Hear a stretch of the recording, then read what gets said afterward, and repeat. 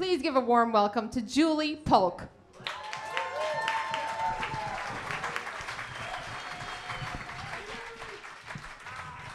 I was 24 years old and I had never rebelled. But I had always really kind of wanted to. I had just never really worked up the nerve. And so when my friend Susan called from New York City to tell me about this exciting new job that she had working as a booker for an escort service, everything in me was like, oh my God, that's perfect. That is exactly the amount of rebellion I can handle. I want to do that. And I had no idea how to go about doing that, but I was an industrious good girl. So I grabbed the Philadelphia City paper, which is where I was living at the time, and I started flipping through the adult ads in the back, and I just started cold calling escort services, saying, hi, do you need anybody to answer the phone? Because this is how good girls get things done. And the second escort service I called, which was, I kid you not, called Caesar's Escorts, they were like, yeah, as a matter of fact, we do. Come on down. And that's how I got my dream job. So Caesar's was run out of this dingy little apartment in downtown Philadelphia by a father-son team named Lou and Bruce. And the apartment was dingy, but the area of town was very nice. And in fact, it was right next to this big, brand new, beautiful hotel. You know, his apartment's a dump. So I get there my first day, and Bruce, who's like, I don't know, mid-40s maybe, he's got this big florid face with this beard. He's wearing pinky rings on both fingers, and he goes, okay, so here's how this works. And he hands me a box of 3x5 cards with the girls' names on them. And he says, the girls want to work, they call in, you pull your card, you put it on the desk. Guy calls in, he wants to see somebody, you look who you got, you make the match. $175 an hour, girl gets 100, we get 75, you get 10 out of that. You write it all down on this little list right here, you come in the next night, you get your envelope of cash. Clear so far? And he looks at Lou, who has this shock of bright white hair and is wearing a medallion the size of a business card that has a l'chaim in the middle of it and his hair open to his chest. And Lou just winks at me, and I am charmed. I'm so excited about this job.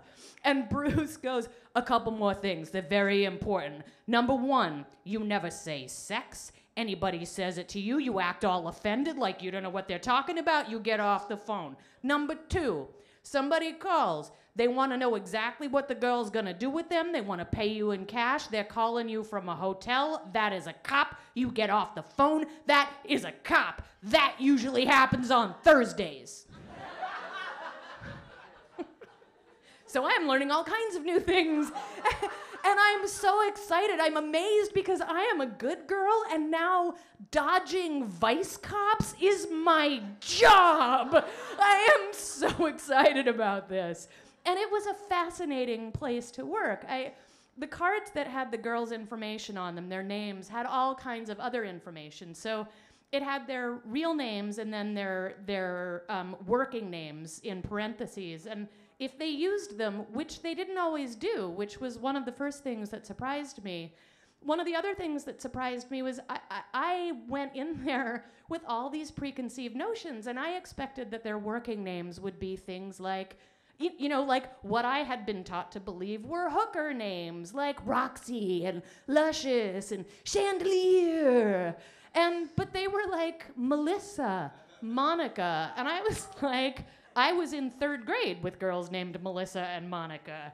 So my horizons are being expanded. It's really great. And on the back of the cards were the girls' height, weight, eye color, hair color, and then any adjectives or modifiers that Lou and Bruce thought were relevant, like real pretty and great rack. And there was also a list of things that the girls would not do. And more often than not, this was just a list of names.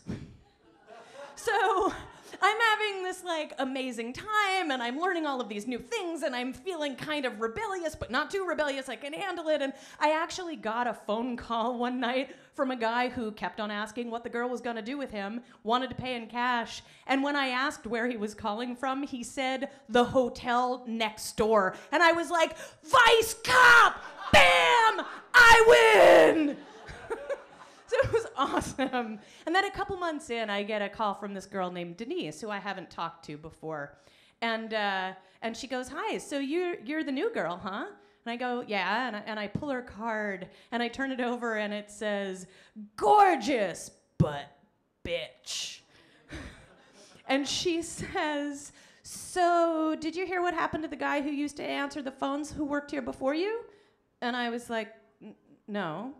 And she said, yeah, he started working and I stopped getting calls, and I know my regulars didn't suddenly stop asking for me, so I know he was playing favorites. So I had a couple of guys meet him coming out of the building one night. They put him in the hospital. I heard they broke his jaw. Good, I hope that motherfucker starves to death. So look, just don't play favorites. Do you know what I'm saying? And I was like, yes. Yes, Denise, I know exactly what you are saying to me right now. And I took a cab home that night, and I took a cab home every night after that, because I was a little afraid. And then I came in one day, and this guy, I think it was a guy I actually don't know, but somebody started calling who just got obsessed with my voice, and I would pick up the phone, and I would just hear...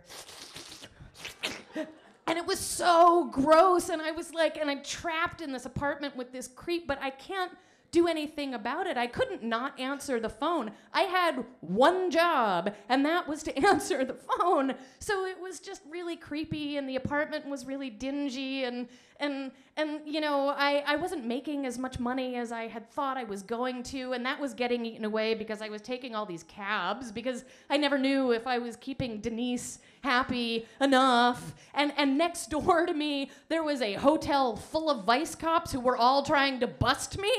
And if they did, I could be charged with a felony. And I was like, I have no idea how to get myself out of this thing.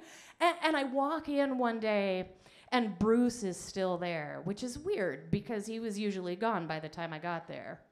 And he's just looking at me, and he goes, I got this call today, this weird call from this lady who said her name was Tracy, and she wanted to work here.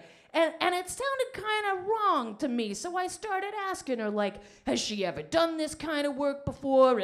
And she knows that, like, I gotta see her, and she knows what we do, and she gotta come down so I can take a look. And she says, yeah, she's never done that kind of work before, but she's 20 and a cheerleader. She's got a great body, and she really needs the money. And then she freaks out, and she says she's your mom.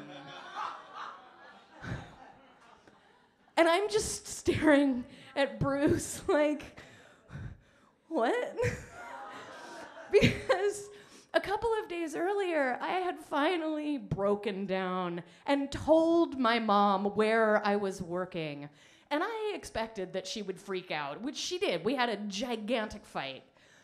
I did not expect that she would call my boss posing as a 20-year-old wannabe prostitute cheerleader named Tracy to do you have a plan when you do that? I thought it was like, are you starring in your very own episode of To Catch a Predator?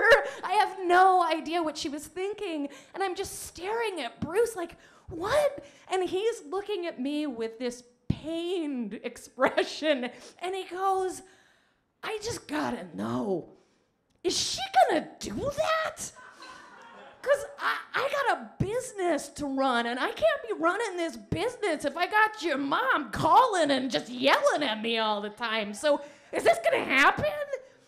And I just look at him, and I say, no, Bruce, I can promise you that that is never going to happen again. And that night, I took a cab home, and the next day, I quit. Thank you.